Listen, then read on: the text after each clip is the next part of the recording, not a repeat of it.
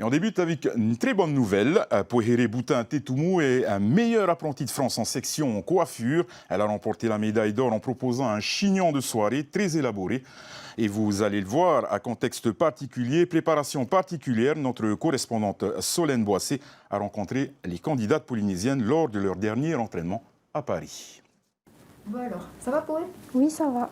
Dernier coup de ciseau avant de passer devant le jury. Dans cet hôtel parisien, Poheré s'applique à réaliser la coiffure qu'elle prépare depuis plusieurs mois, sous l'œil attentif de sa coach.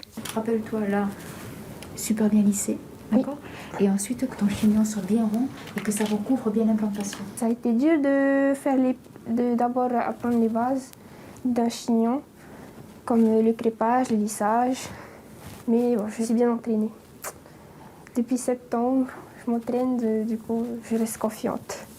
Dans la chambre d'à côté, Tiani, la deuxième candidate polynésienne, s'exerce. Le jour J, elles n'auront qu'une heure pour réaliser la coiffure. Alors, à moins de 48 heures de l'épreuve, la pression se fait sentir. Je me sens un petit peu stressée, un petit peu fatiguée aussi, avec le décalage horaire. Mais sinon, ouais, je suis très contente et je vais faire de mon mieux pour avoir la médaille d'or. Hello, coucou, ça va? Ça va et toi? Cette année, le Fénois est représenté sous toutes ses formes et couleurs, avec ses tenues faites sur mesure par ce styliste tahitien installé à Paris. Il est important pour moi d'avoir un visuel déjà des coiffures. C'était ma première base. Et par exemple, donc, cette robe inspirée du tressage polynésien, donc qui va très bien avec le canage de sa coiffure. Crise sanitaire oblige, les traditionnelles sorties découvertes ne sont pas au programme, mais cela ne suffit pas à entacher la magie de la capitale. Je suis très contente d'être ici.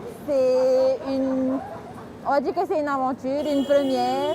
Malgré qu'il y ait le Covid, je suis quand même contente d'être ici. Ce dimanche, elle concourt parmi les 32 candidates au Mans, avec l'espoir et l'envie de repartir au Fénois, avec une, voire deux médailles d'or de la meilleure apprentie de France.